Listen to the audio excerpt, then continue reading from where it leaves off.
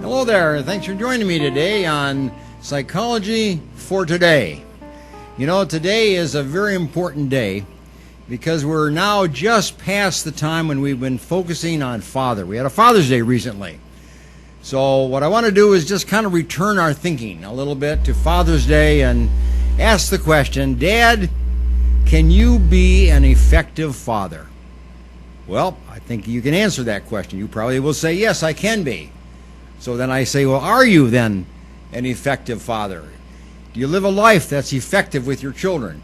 Are they becoming effective children? Is your wife becoming an effective wife? Are you becoming an effective family? That's the questions that we have to kind of grapple with when we ask the question, Dad, are you an effective father? And I say, Dad, you can be an effective father. And that's the reason for this program. We put this program together to kind of look at ways in which we can examine how to be effective in our personal life, how we can be effective in our homes, our family life, our work situation, and wherever we are, how can we be as effective as possible? So today we're going to look at the idea of dad, of father. Are you an effective father? And I say you can be, and this is an opportunity for you to examine yourself. So if you know a father that's not watching today, pass this along. Replay it. Get the dad to listen and to watch this particular program sometime during the course of the week. But make sure that dad is exposed to this program because this is what we want dad to learn, how to be an effective father. It's like better parenting. I wrote a book on that title, Better Parenting. Well, today we're going to look at better fathering. And are you an effective father? You know, if you want to kind of know if you're an effective father, here's an examination that you can just ask yourself, a very simple one. Not too long ago, a group of first grade kids were asked the question, 5 things that they know that their fathers do to tell them or to convey to them that their father loves them. 5 things that my dad does that proves my love, or proves his love to me. That's what kids were asked that question. What 5 things would they come up with? Well, you know, they're the experts. If you're an effective father, your parent or your kids will tell you that. If you're not an effective parent, father, your kids will tell you that. So we want to look at our kids and say, okay, what are they saying? What are they saying about me? What are they saying about us as fathers? Well, here I got a little examination when kids in a first grade classroom came up with a list. 5 things that tell them that their father loves them. And what does the list say? You'll be surprised, because here's what the list says. And I'll just read it off for you, and then you reflect on it, okay? I know he loves me. He cooks for me. He reads to me. He plays with me, and he picks me up. Those are the 5 things. You know, when you look at those 5 things, those are very simple. They don't cost a nickel. None of them cost any money. You can play with your kids, you can read to your kid, you can pick up your kids and play with them. You can do all kinds, and it doesn't cost you a cent. So your kids are saying they're not expensive. You can be a part of their life and you be an important part of their life and help them be effective kids just by you being an effective father. Love your kids, cook for them, read to them, pick them up, and play with them. What more can you do, and what more would be more effective than that? So it's those kind of things that make a great impact upon our children. So it's not difficult. It's not rocket science. It's just a matter of committing yourself to your children, committing yourself to your child, and making sure that you are part of their life, that you connect with them, and that you're part of their experience from day to day. And that kid, at the end of the day, will say, my dad loves me. And I know he loves me because he does these things with me and for me. So, Dad, it's not tough. You can do it. So my answer to the question is, yes, you can be an effective father. So what I'd like you to do is just reflect on that today, and I'm going to give you a little bit more information on it as we go forward. But let me just tell you some sad facts about fathers, okay? This is some of the hard parts about fathering. I don't know if you know this or not, but 40% of our homes are fatherless in America. 40% do not have a father in the home. Only 60% of the homes of America have a father in it on a regular basis. Now that's sad, Because that represents about about 10 million homes that do not have a father in that home. And it represents about 20 million children who are fatherless in the home.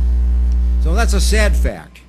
When you look at the idea of just 60% of all of our homes in America having a father in them, and 40% don't. So, Dad, you need to get back home if you're not there. You need to be in connection with your kids if you are not. You need to be part of your kid's life if you're not. If you're not in the home, you need to at least be part of your kid's life and be connecting, with them in a very definite and detailed and committed way, day upon day. But here's another fact that's very important to understand. The average kid in America today has 2.8 fathers in his life. That's the average in America. In France, it's 4.0, by the way. But in America, we have 2.8 fathers per child in America. So kids grow up with this multiple fathering experience. And when you talk to kids about that, they always have one father that they appreciate very, very much. And they have one father they don't appreciate, very, very much. But sadly is that many of the kids don't appreciate any of the fathers that come along and come into their life. So we have troubled kids today. We have disturbed and distressed children today because, Dad, you're not there. You're not there consistently. You're not there in a loving way. You're not there in a connecting way. You're not there in a way that is part of the child's life. You need to be. And if you are, you can turn things around. You can just turn it around like that. If you start connecting, start being part of the child's life, start being committed to the child, being committed to the family. If you don't go back home, at least go back to your children. That's what the message is today. Kids are wanting their dad to come back into their life. Kids want that. And you're the dad that they want to connect with, not some other man that comes into their life along the way. So those are some of the sad facts. But today what I'd like to do is to kind of focus a little bit on how can you be an effective father. What do you need to do? What are some of the things that you need to do to really be an effective father in the life of your children, the life of your family? So I'm going to take another position in just a moment, but I'd like you to kind of reflect on this quote that we're going to flash on the board there for you. And I want you to read it and think about it while I reposition myself. Dad, spend time, not money, on your kids. You see that list of 5 I gave you, that's exactly what it is.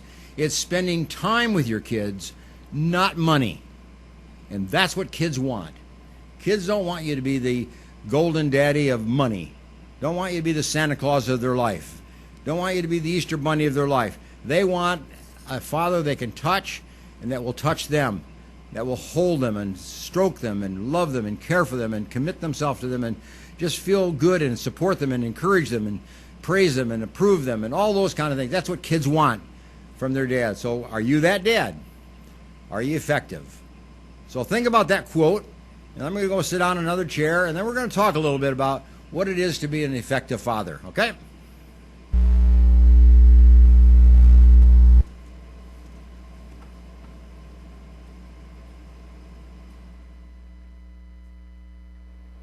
Okay, let me just kind of come to your presence here for a little bit and talk about being an effective father, being a better parent. I wrote a book not too long ago, and that's the title of the book, Better Parenting. And this is not only for mothers, but it's also for fathers, and it's for any parent, how you can be a better parent. This is a small book. You can get it on Amazon, Barnes & Noble, get it on my website, www.booksbyhedberg.com. But the book is available for you, Better Parenting, but you can look at it from the point of view of better fathering. And we'll come back to that in just a minute. But what are the 7 secrets? If I were going to ask your children to give you a score, give you a grade of your parenting, these would be the 7 points on which I would ask them to grade you. They would either give you an A or a B or a C or a D or an F. And this is the time for kids to think about grading their parents. We always grade our kids, teachers grade our kids, we always evaluate our kids, how well they're doing and so on. It's time now for kids to evaluate you as a parent. And what I want you to do is kind of just make sure that you are able to accept the fact of what your kid does and says about you as his or her parent. So if you can make sure that you are able to address that issue yourself, then you're going to be a much more effective father in the life of these kids. So let's take a look at what it's like to be an effective father. Number one is here, this is really the point. Commitment. Are you actively committed to your kids? That's what they want to know. Are you actively committed, to them as your children? Do you tell them that you're committed to them? Do you tell them that you're going to be part of their life forever? Do you engage yourself with them? Do you play with them? Do you touch them? Do you hold them? Do you stroke them? Do you convey your love to them? Do you convey your happiness that they are part of your life and that they are part of your family? That they are a priority in your life. Let them know that. They need to know that. Are you in a priority of their life? Are you part of their everyday kind of experience? That's what kids want to know. And that's what commitment is all about. That you're there today, you're there tomorrow, you're there next week, you're there next month, you're there next year. They don't have to worry that you're going to be gone and not come back. Kids shouldn't have to have that worry that someday they'll wake up and you'll be just absent from the home. Kids should never have that concern and never have that worry. So the worry really is, are you going to be there? And yes, you got to convey that. You got to tell them. You got to convey that on a daily basis. That if there's any anxiety in the part of the children about you not being part of their life in the future, you have to reduce that anxiety by committing yourself to them and letting them hear that and know that, so that they are part of the experience every day in their life, and they are a part of your life, together. So, first of all, commitment. So what do we think here in terms of the grade? What kind of a grade would your kids give you when it comes to the commitment issue? Would they give you an A? Do they know you're committed? Would they give you a B when they're somewhat certain but not quite certain? Is it a C grade that they really don't know for sure? Or would you come out with a D or an F? Meaning that they don't really believe you. They don't really trust you. They don't really know that you're going to be part of their life in the future. They have that anxiety that they're going to live without you and that you're going to abandon them. When kids give you a grade of a C or D in that area, or an F, you got kids that are anxious and nervous and stressed because they can't count on their home being stable. They can't count on you being a stable parent in their life.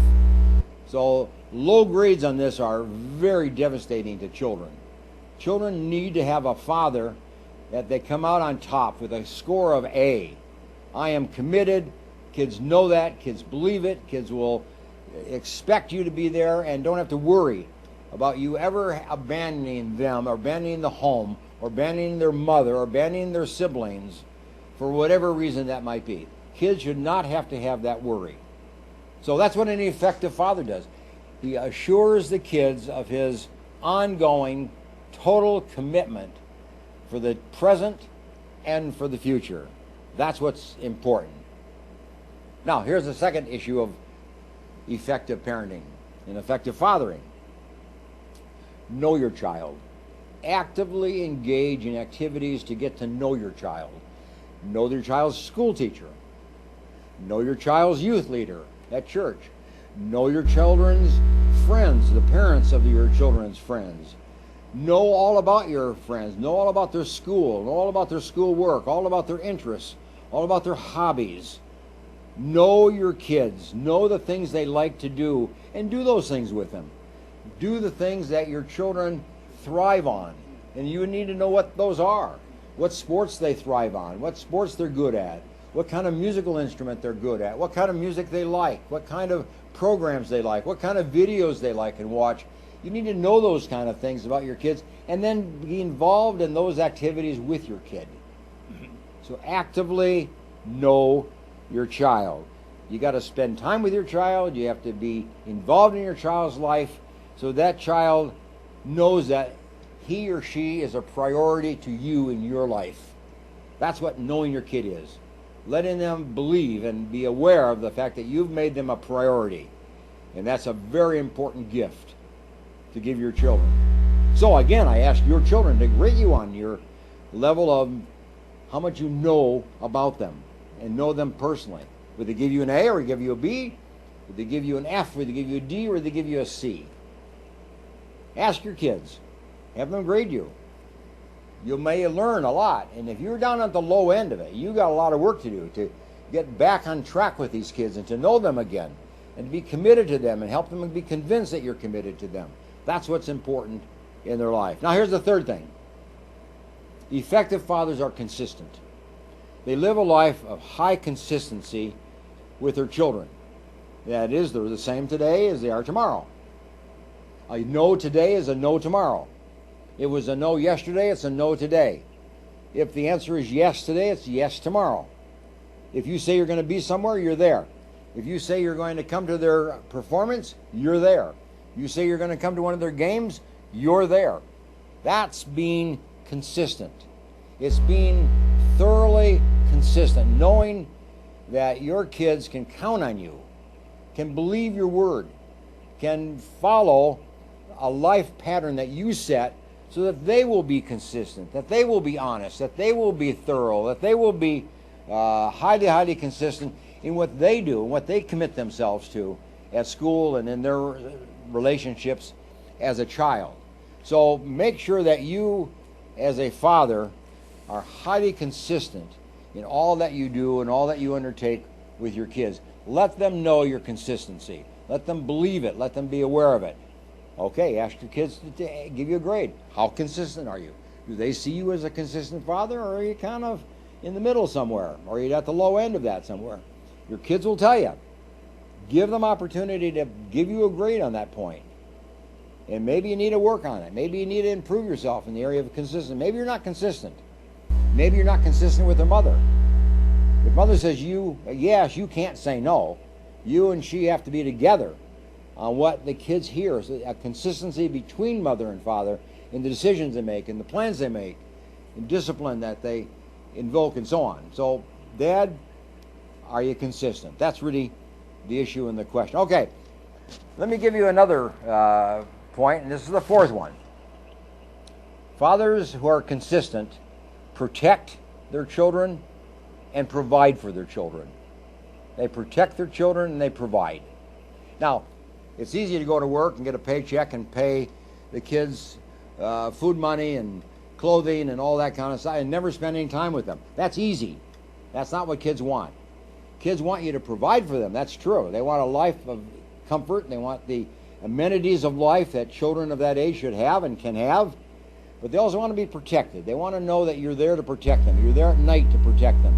That you're there to protect them against any bully that takes place on the school playground or in the neighborhood or any place like that. Kids want to know that you are going to protect them. You are their protector. You're not just a father to them, but you're their protector. And that's how they live their life, because that gives them comfort. That reduces their stress. That reduces their anxiety when they know that you are going to back them up and you're going to protect them. You know, that might mean you're going to have to go to school and advocate for them. That might mean you're going to have a meeting with the teacher at school and assert yourself as the parent. That means you're going to have to be aware of what's going on in schools and what they're being taught, because you want to protect them from ideas and values that are inconsistent with you as a father and as you as a family. You want to protect your rights. You want to protect your children from ideas that are just crazy and inappropriate as far as your own family is concerned. So it's protecting your kids physically, and you're protecting your kids morally, and protecting your kids in their value systems of life. But you want to make sure that you will provide for them. Kids need to know that they have a house or a roof over their head, they have meals on the table, they have clothing, and they have a consistent life, and that they can plan ahead and plan for their future. That's what's important to the kids. So ask your kids, are you a protector? Are you a good provider? Do they give you an A? Do they give you an F? Do they give you a C? What do they give you on a grade for that?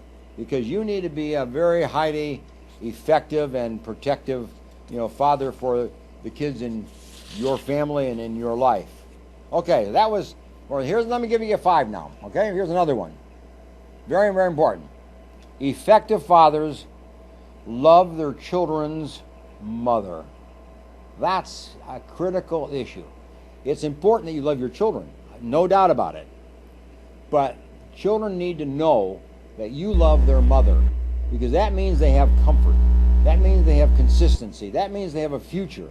That means they have less anxiety, less fear, less trouble in the family, less conflict, if they know that you love their mother and that their mother loves you as the father. That's a critical issue.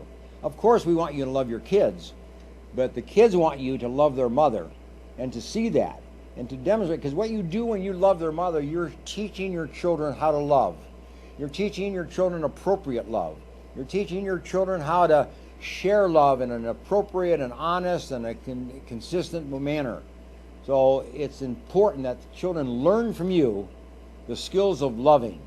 So Dad, very important for you. Now, let me move on to another one. But they need to grade you on that one. You need to ask your kids, do you think I love your mother? Do I demonstrate? Do I show your mother that I love her? You have the kids give you an A or give a B or an F, whatever it is. Kids know, and kids will tell you if you ask them. So give them opportunity to grade you on that particular point. Here's another one. Here's number 6, okay? Effective fathers are active listeners to their children. They listen. They sit and listen. They don't talk, maybe, talk a little bit, but primarily you listen to your kids. You listen to your kids when they come home from school. You listen to your kids before bedtime.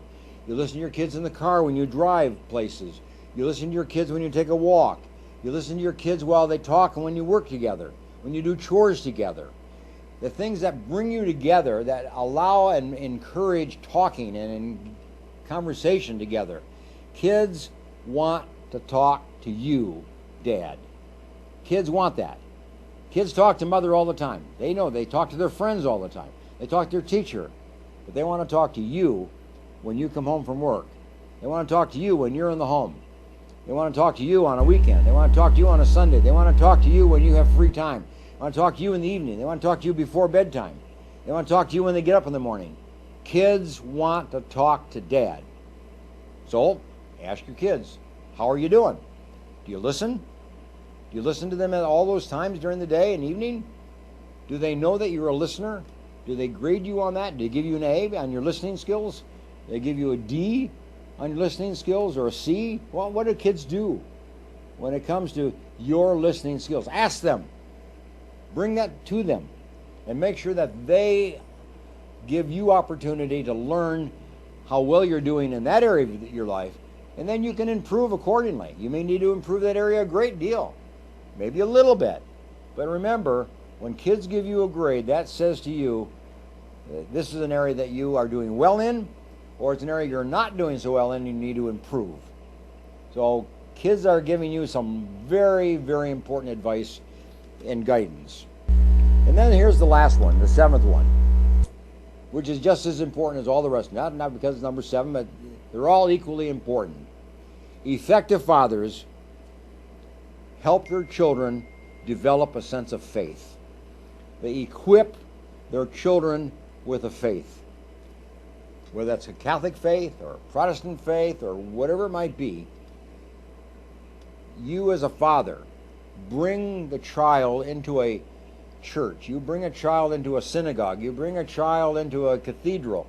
You bring your child into the presence of God in some way, through Bible reading or through talk or through discussion or through listening to a sermon or going to a service together, whatever it might be. Together you take your kids. Don't send them, you take them. And then you bring into their life a spiritual enrichment, a spiritual blessing into their life. That's what you want to do, and that's what you want to be to them. That spiritual leader of the family, that spiritual leader of the home, the spiritual leader of the mother, the spiritual leader of the children. That's your job as a parent. That's your job as a father. So ask your kids the question, how are you doing in that area of your life? Are you helping them develop a sense of faith? Are you helping them learn biblical ideas and biblical thought and biblical stories? Are you helping them learn those things? Are you bringing them and are you teaching them yourself as a father?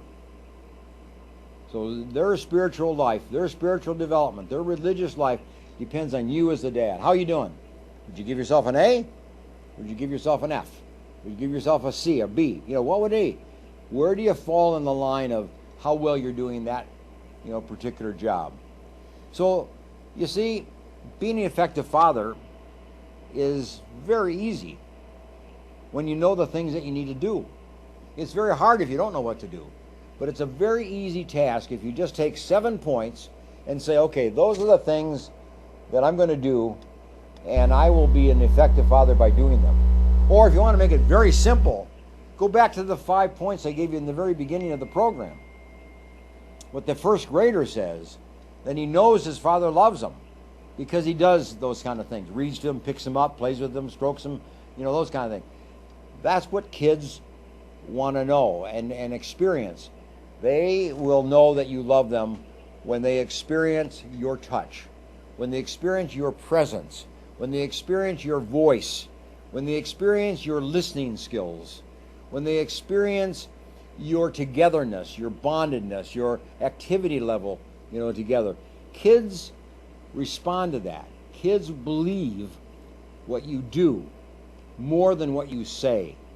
So you need to be a doer of love for your children. You need to be a doer of family commitment. You need to be a doer of family listening. You need to be a doer of family activity. Because the more that you do with your kids, the more you do as a family, the more your kids are going to believe that you're honest and believe that you're true, and they believe that you'll be faithful and that you'll be there for the future, and you'll be their protector and you'll be their caretaker.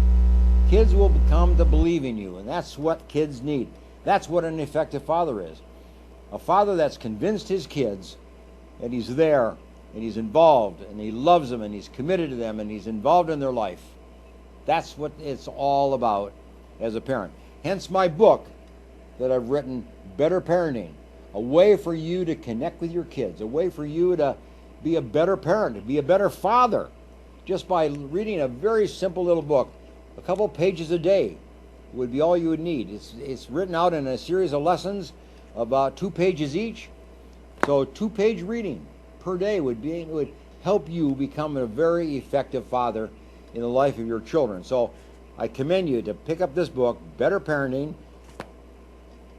My website, www.booksbyhedberg.com. And you got to put the www ahead of the booksbyhedberg.com to get all the way through that thing. So it's www.booksbyhedberg.com. Now, before I close today, here's a question that has come to me on several occasions.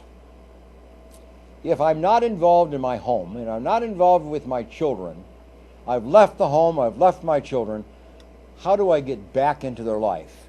Can I get back into their life? Can I resume a relationship with my children? Can I rejoin the family? Well, it's a tough question, but it's also a tough answer. The typical answer is yes, you can, but it's going to cost you a lot. You're going to have to do some forgiveness. You're going to have to do some apologies. You're going to have to do some rebuilding. You're going to have to make some commitments of long-term commitments of being faithful and diligent and present in the kid's life day after day, week after week, and month after month, and involved in all the activities of the children that you just go to. And then they will begin to incorporate you into their life again. They'll bring you back into the home. They'll bring you back into their life as a child. You may not want to live with their mother anymore. You may have divorced that mother. But don't divorce your children. Don't leave your children. Don't abandon your children. You can abandon the wife that you married, the girlfriend you had, but don't let your children go abandoned. That's what it's all about. You can get back into the life of your children, but you're going to have to make that decision that you want to do it and that you're going to pay the price, to do it. You're going to have to faithfully show up, faithfully make arrangements for a visit, and then faithfully be present, be available. Show up at the time of visitation. Have a good visit, have a positive visit. Bring them back home and then do it again, and then do it again. Until you have established a sense of trust and a sense of a new relationship. Then you go to court and you ask the judge to put some structure to that so that you can be part of their children's life on into the future. But it starts with you rebuilding that relationship. Starts with you being a faithful father, a faithful absent father, if you will, but you need to be there. So thanks for being with me today, and this is a very important topic. I want you to be an effective father. You can be. And here are some of the skills that are necessary to increase your effectiveness, and that will increase the joy of your children. They'll reduce their anxiety. They'll reduce their fear. They'll reduce their depression. They'll reduce their loneliness. They'll reduce their uncertainties of life and give them that assurance that they need to make sure that they have a future, they can count on it, and you're going to be part of that future as you have been in the past. Far better in the future than you've ever been in the past.